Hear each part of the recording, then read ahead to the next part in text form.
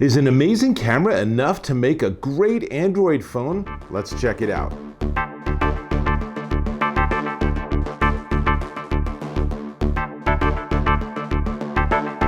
Dave Taylor here, and I'm looking at this. This is the Xiaomi Mi 9 flagship Android smartphone, and it's pretty sweet. Now, the increment of the Mi 8 was so-so, but this is a whole new phone with a whole lot of cool technology, not the least of which is look how darn thin that is. It's pretty amazing, right? And it has a beautiful screen. This is actually a 6.39-inch AMO LED screen, but let's get back to that. First off, I just want to talk about the internals, because this phone is powered by the Qualcomm Snapdragon 855 octa-core running at 2.84 gigahertz, which means yes, it's really speedy. It's a very fast phone. It's the first device on the market that features the Snapdragon 855. Pretty nice, Xiaomi. It has 6 gigabytes of RAM, 128 gig of storage. No, there's no support for any sort of additional storage. No little tiny thing you can pop out of the side, though it does have dual SIM. That's pretty cool. But the camera is really the corner of this. It's really like the main thing. And it features a 48 megapixel Sony triple camera. You can see in this close-up, that's 3 cameras and a flash right there stuck on this side right here. And it's the highest resolution smartphone camera on the market as of, well, as of the day I received it from the company. But by now, I think there's a couple companies that announced slightly higher resolution. So it goes, you get your moment in the sun, and then it goes away. So it is a 48 megapixel camera. That's a lot. That means it's shooting at 8,000 by 6,000 pixels. That is a whole lot of data. That is more data than the screen can even display by a significant factor. So it does some scaling, which causes some hiccups, but we'll get there too. So 3 cameras. There's the 48 megapixel, there's the 12 megapixel telephoto, and there's the 16 megapixel ultra wide angle lens. But let's jump into some photo samples. First off, this is a 48 megapixel photo, and we're going to zoom right in so you can see the level of detail. It's quite remarkable. Now you can see there's a lot of different photo modes, and that's pretty cool because there's a lot of different ways to shoot. The funny thing is everything's in English, everything's translated except flower mode. At least I assume it's flower mode. I don't know what it is because it's in Chinese. So what did I do? I took a photo of a flower. So here's a flower in flower mode. As far as I could tell, it gives you sort of a fisheye background effect. It's attractive. There's also a pro mode. Now, to be fair, this is Android camera software, but it's neat to be able to adjust all these different settings as if you were using an old manual SLR or something. But really the interesting question is video. So here's 2 video samples. The first one is just a very bucolic scene along the river, and you can see it's very crisp. It looks really good. And then we're going to switch to slow motion, which ironically is probably too slow, but it's still a pretty cool effect. Now, the interesting thing about video is that when I used it, so I inserted it into this video that I've shot, and you can see it's really clean and seamless and everything, but when you view it on the phone at the 4K video, it's a little stuttery, which surprised me. It's like the phone can't quite handle getting that much data. And my guess is that because the screen isn't at 4K, there's resampling on a frame-by-frame basis, and I found that to be a little glitchy, but really just trust that even if it doesn't look perfect on your phone as video, that it's gonna look great when you share it or great when you upload it and give it to other people. So, all good.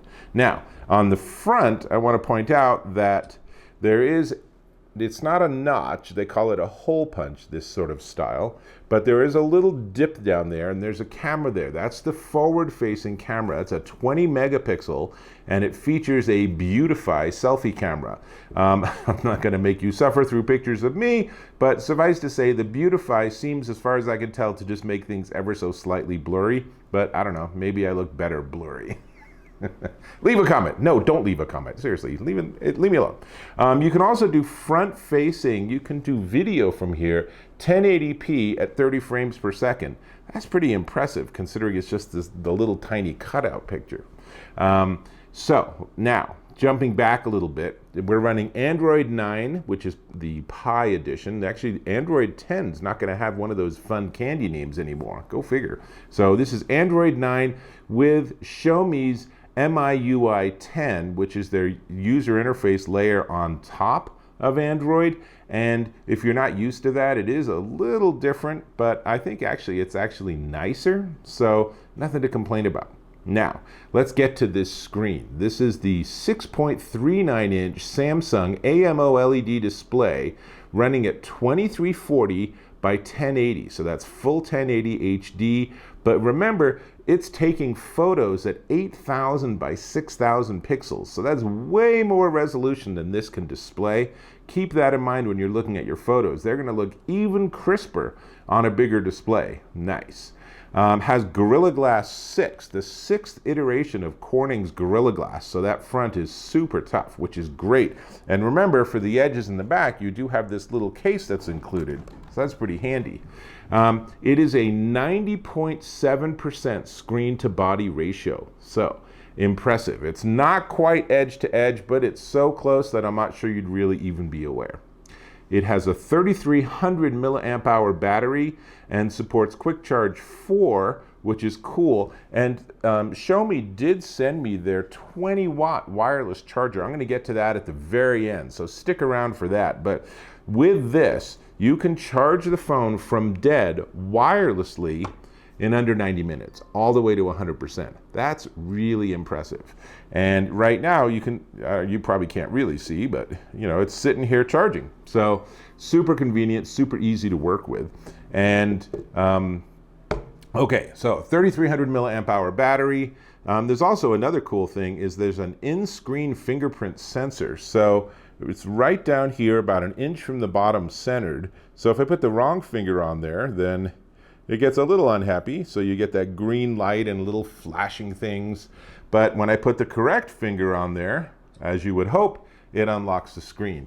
I really like in-screen fingerprint sensors. I hope that's going to be a standard across all phones. Much, much easier to work with than having like something on the back that you have to feel where is it, or having a special button, like a physical button that's taking up space. This is just a magical spot on the screen. Pretty cool, actually.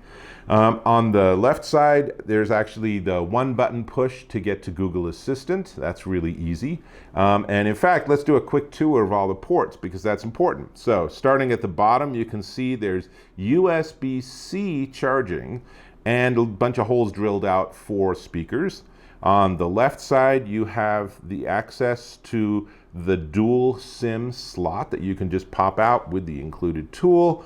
And of course, you have that Google Assistant button. On the top, there's really nothing of note. I believe that that hole is something to do with a microphone or some sort of sensor. Who knows? And then on the right-hand side, you have volume up, volume down, and power. So those are handy to have. And what you don't have is you don't have the audio jack. So that means you got to figure out Bluetooth or use the adapter, which is a great segue into us looking at what's in the box. So here we have this little this phone protector case. It's just, you know, just one of these sort of transparent, rubberized, probably TPU, a whole bunch of documents and such. And then you get a USB-C charging cable, which makes sense.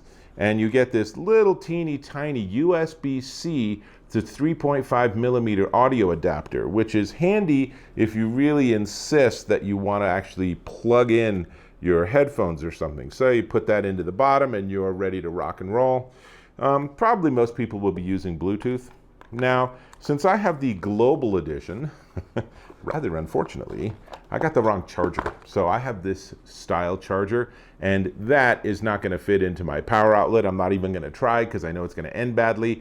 So I ended up using my own charger. Not a huge big deal. Where that gets to be more frustrating is with the wireless Qi charging, but as I said, I'm going to defer and get to that and, you know, closer to the end. So that's everything in the box. It is a nice package. It's a nice box. There's nothing that people wouldn't enjoy and appreciate.